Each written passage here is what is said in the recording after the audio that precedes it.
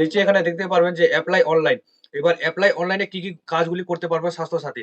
দেখুন online application for Swasthyasathi card এখানে আবেদন করতে পারবেন অনলাইনে এবং এখানে চেক করতে পারবেন অনলাইনে যে আপনার অ্যাপ্লিকেশনটি কোন পর্যায়ে রয়েছে স্ট্যাটাস। ঠিক আছে? যদি আপনি অনলাইনে আবেদন করে থাকেন অথবা অফলাইনের মাধ্যমে যদি আবেদন করে থাকেন তাহলে আপনারা এখান থেকে স্ট্যাটাস চেক করতে পারবেন।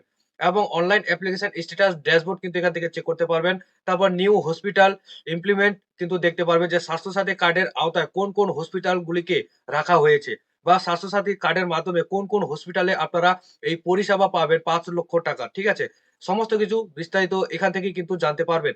তো বন্ধুরা চলুন এবার দেখাই যে অনলাইনে কিভাবে আপনারা অ্যাপ্লিকেশনটি আবেদন করবেন স্বাস্থ্যসাথী কার্ডের জন্য। তো ১ম এ এখানে আপনারা ক্লিক করবেন। এখানে ক্লিক করলে আপনাদের সামনে ওপেন চলে আসবে একটি ড্যাশবোর্ড। তো বন্ধুরা দেখতে পাচ্ছেন এমন কিন্তু একটি ড্যাশবোর্ড ওপেন হয়ে চলে আসে। এখানে বলা হয়েছে অনলাইন অ্যাপ্লিকেশন ফর স্বাস্থ্যসাথী।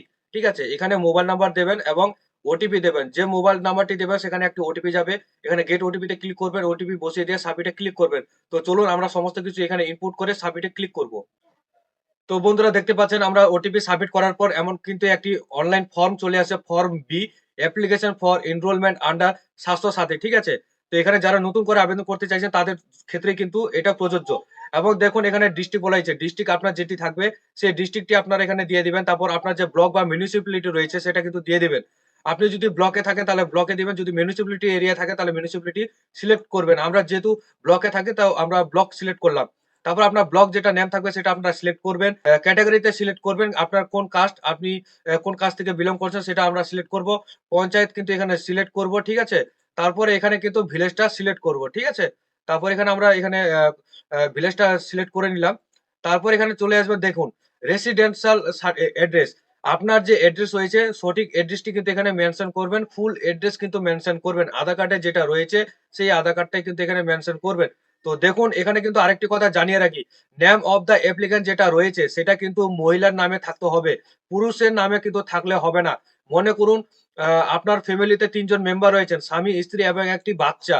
তাহলে এখানে যদি ৩ জনের যদি স্বাস্থ্যসাথী আওতায় যদি আনতে চান তাহলে কিন্তু আপনার স্ত্রীর নামটা এখানে মেনশন করতে হবে। যেহেতু কার্ডটি এখানে মেয়েদের নামে করা হয়। ঠিক আছে?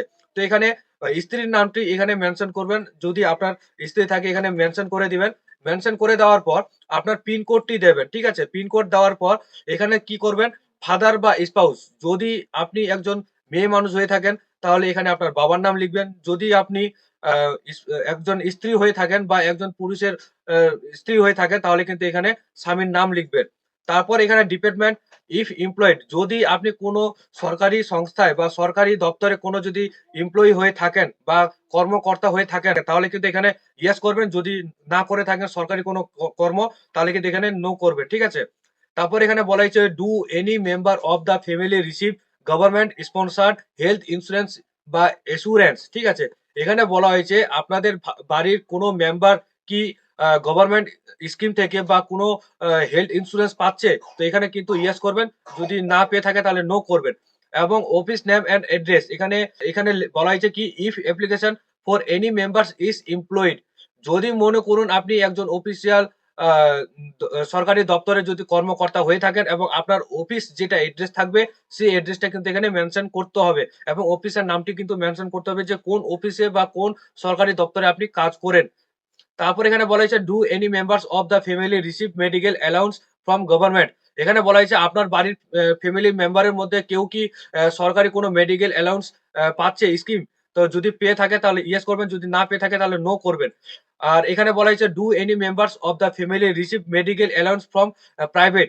এখানে বলা হয়েছে কোনো বাড়ির মেম্বার কি আপনাদের মেডিকেল অ্যালাউন্স পাচ্ছে কোনো প্রাইভেট সংস্থা থেকে? তাহলে ইয়েস করবেন, যদি না পেয়ে থাকে তাহলে নো করবেন। ঠিক আছে?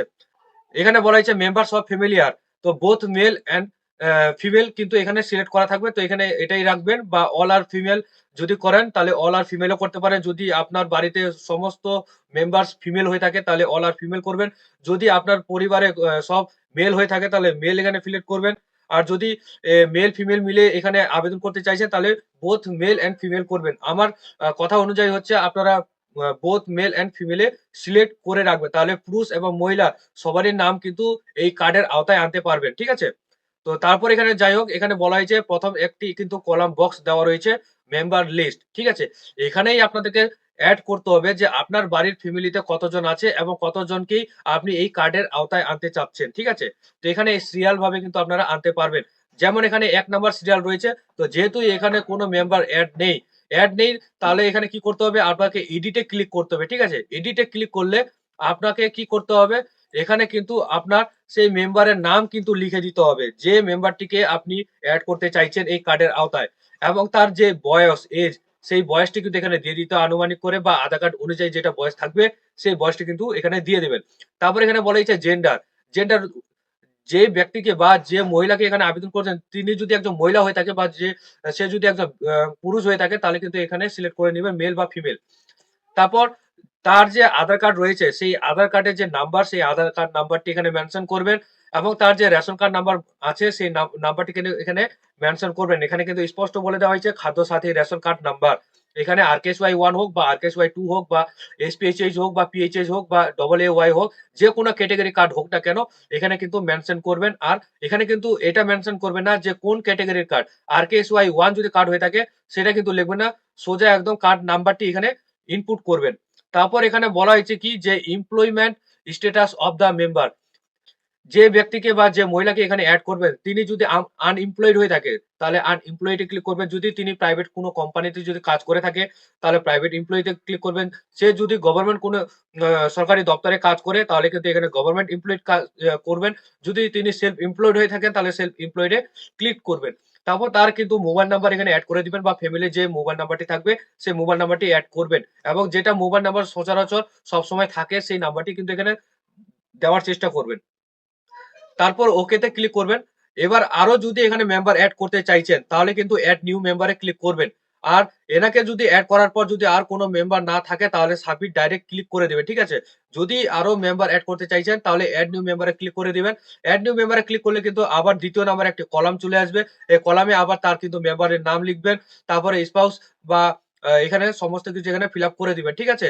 তো তারপরে সাবমিটে ক্লিক করবেন। সাবমিটে ক্লিক করার পর কিন্তু একটা অ্যাকনলেজমেন্ট নাম্বার পেয়ে যাবেন। এবং সেই অ্যাকনলেজমেন্ট নাম্বারটা কিন্তু আপনাকে প্রিন্ট আউট করে রাখতে হবে বা আপনারা নোট করে রেখে দিতে পারেন এবং তারপর আপনাদেরকে ফোন আসবে যে মোবাইল নাম্বারটি আপনি দিয়েছিলেন, সেই মোবাইল নাম্বারে কিন্তু ফোন আসবে পঞ্চায়েত দপ্তর থেকে হতে পারে বা বিডিও অফিস থেকে হতে পারে। আপনাদেরকে ফোন করে সেখানে ডেকে নেওয়া হবে এবং সেখানে কিন্তু ফটো তোলা হবে। ঠিক আছে? তো এইভাবে অনলাইনের মাধ্যমে স্বাস্থ্যসাথী কার্ডের জন্য আবেদন করতে পারেন।